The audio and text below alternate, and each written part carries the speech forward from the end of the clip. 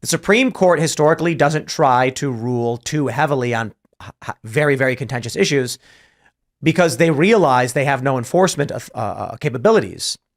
And if they try to pass a ruling on something very, very heated that people are willing to defy, and people realize the Supreme Court has no enforcement capabilities, then the Supreme Court becomes vestigial. Right, null and void. And then people will go, what do we have it for? Great point. Well, right now, the Supreme Court, if they come out and they say you can't do this, and Texas says we can do whatever we want. I haven't seen Texas pull down the barbed wire or relieve control of that park they took over, right, near Del Rio a month or two ago. So I would say they're probably still defying it by all accounts. I haven't seen them change any course. This is really appealing. And good for Abbott. Now, I will give him harsh criticism because I don't know what the hell took him so long.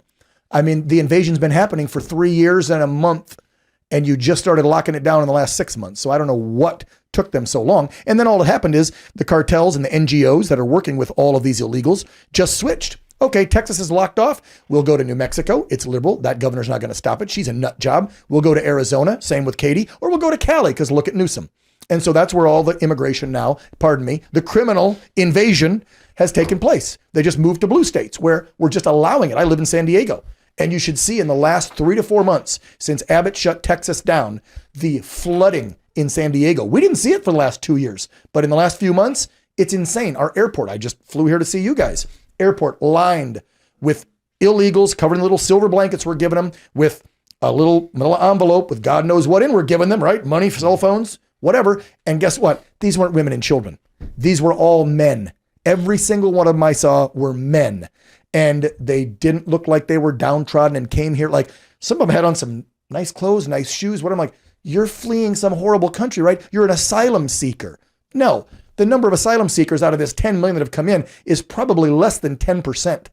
These people are not asylum seekers. Well, all they have to do is say that they have to just claim that they're seeking asylum. Well, Chris, you were in California for a long time. Is that what, did you see similar things during the time that you were there? Not when I was there, thankfully. But I mean, a good friend of mine is still a border reporter in Southern California. And he's been covering this issue really closely. And he's down at the border every other week. And yeah, it's really bad. And it has seemed to be like a rerouting pattern. It is. Since Texas has sort of, clamped down. And, seeing this is like, I really hope it's really appealing to the anarchist in me when Texas kind of defies this sort of stuff. And I imagine that Abbott's going to have the same response to this. I mean, they're just going to shrug and say, oh, well, there's 9 lawyers in D.C. running their mouth. So what?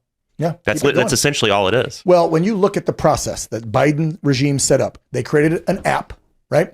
It takes them less than 35 or 45 minutes to fill out the app. And then they can walk to our border, turn themselves in. They get less than a 15-minute conversation with a Border Patrol agent, and they're released into this country. Now think about that.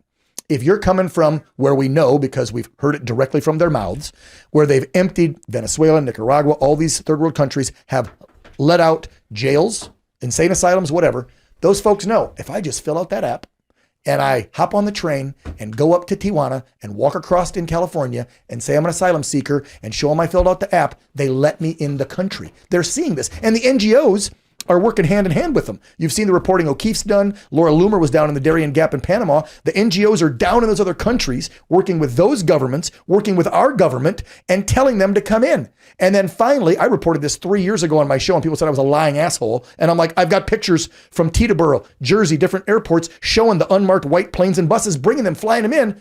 And now we learned, a month ago? Oh yeah, they've flown in at least 325,000, which means they've probably flown in 1 million. So we're flying them in. They're not even doing the walk anymore or the train ride. The Biden regime's literally bringing in illegals, and you're all paying for it. Like, that is insane to me. This is not America anymore. If I'm not trying to say this to gaslight people or get more clicks and likes or follows, because I don't give a shit. If we don't right this ship come November, we have 8 months to right this ship, or America as we know it and as I have known it and I served it is gone.